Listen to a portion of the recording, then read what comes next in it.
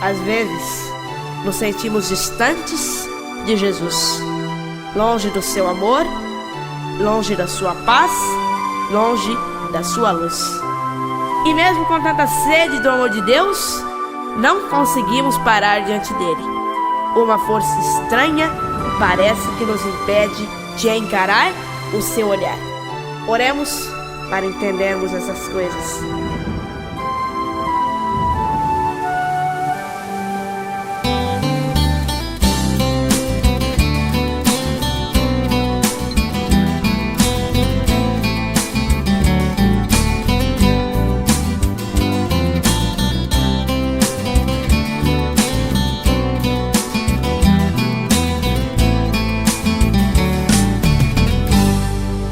Eu queria tanto conversar contigo, palavras sinceras, mas eu não consigo.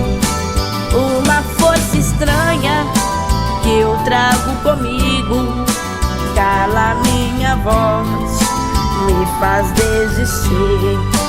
E esse sentimento tão grande, tão estranho, que me faz sofrer, me esquecer o amor, sem temer a dor, sair por aí. Mas hoje eu decidi, não vou voltar atrás. Eu vim pra me abrir, buscar a sua paz. No teu meio abraço, quero proteção, te entregar a vida no meu coração. Mas hoje eu decidi, não vou voltar atrás. Eu vim pra me abrir, buscar a sua paz. No teu meigo abraço, quero proteção, te entregar a vida, o meu coração.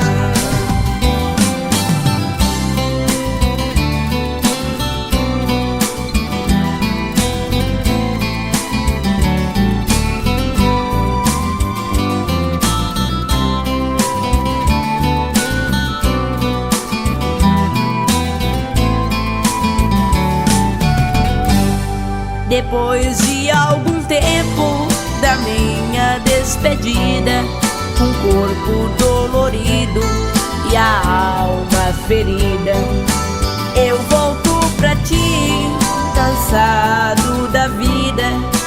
Trago as minhas dores, minhas mãos vazias. De braços abertos, você me acolhe, me faz sentir a paz, me faz lembrar o amor, e sem temer a dor, transborda em alegria. Mas hoje eu decidi, não vou voltar atrás.